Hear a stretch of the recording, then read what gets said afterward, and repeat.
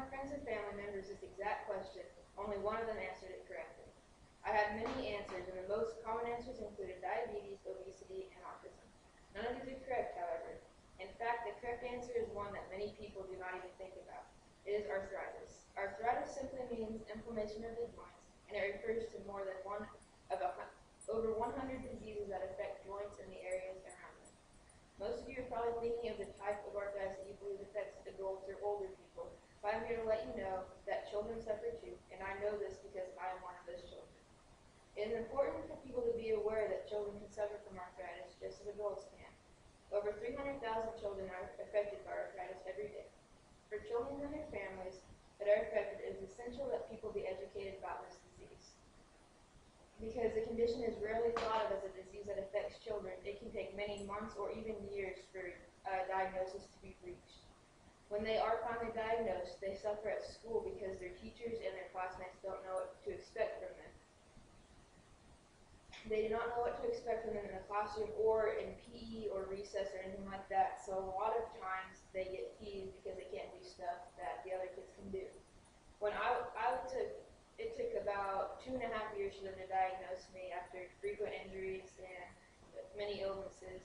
And when I was finally diagnosed, I had a very hard time at school. My classmates didn't believe me, and they said I was using it as an excuse to get out of PE, or I just wanted to get attention. And so after that, as a result of that, it was very hard for me to talk to people about it. According to the Arthritis Foundation, there are 15 types of juvenile arthritis. The most common one, the one I'm going to talk about, is juvenile rheumatoid arthritis, and in particular, polyarticular juvenile rheumatoid arthritis, or polyarticular JRA. That is a type of arthritis that I have. Polyarticular means that it affects 4 or more joints. It is an autoimmune disease, so that means that your white blood cells in your body can't tell the difference between the good cells and the harmful invaders. So what that does is they attack the cartilage and the other surrounding fluid around your joints, which can cause inflammation, swelling, redness, and pain. This is the most severe form of juvenile rheumatoid arthritis because of the number of joints involved and the fact that it tends to get worse as time goes on. It is often compared to adult rheumatoid arthritis. A lot of rheumatologists, or doctors that specialize in joint disorders, find that the greater number of joints affected, the more severe the disease is. They also find it less likely that the symptoms will go into total remission. Children suffering from this disease will struggle with small joints in their hands and feet, as well as the weight-bearing joints such as their ankles, knees, hips, neck, and a lot of times even their backs. Children will suffer from morning stiffness that often lasts up to an hour. They will develop a limited range of motion in many of their joints. They will also develop severe back pain eventually. Other symptoms include swelling and redness of joints. The joints may also feel warm sometimes. They will suffer from chronic fevers and rashes on their trunk and their arms and legs that correspond with their fevers. They also will suffer from swollen lymph nodes and bumps around their back and places that they sit or stand against.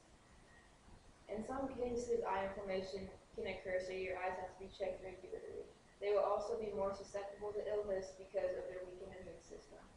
Sicknesses such as pneumonia or influenza are a lot more severe in these children, and they can often be fatal. Symptoms can be treated in a variety of ways, including medicine ranging from regular aspirin to methotrexate, which is a chemo-like medicine that is used to treat just severe cases. These can only be used to treat severe cases because they further weaken the immune system.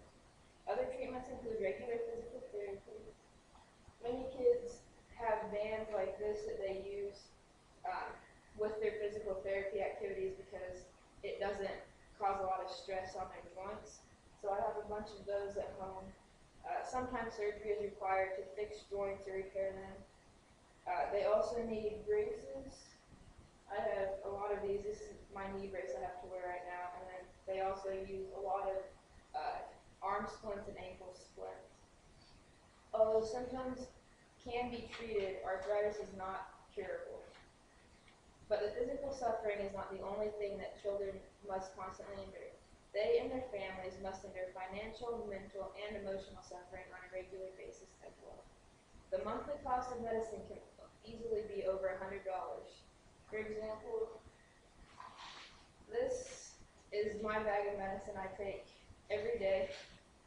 A lot of medicines I take twice a day, or some of them even 3 times. This is not even take into account the cost for regular doctor's appointments and extra appointments when the child is sick. They also must take into account the cost of gas, because there are very few pediatric rheumatologists in the nation. For me, the closest one was in Kansas City, which was 4 hours away.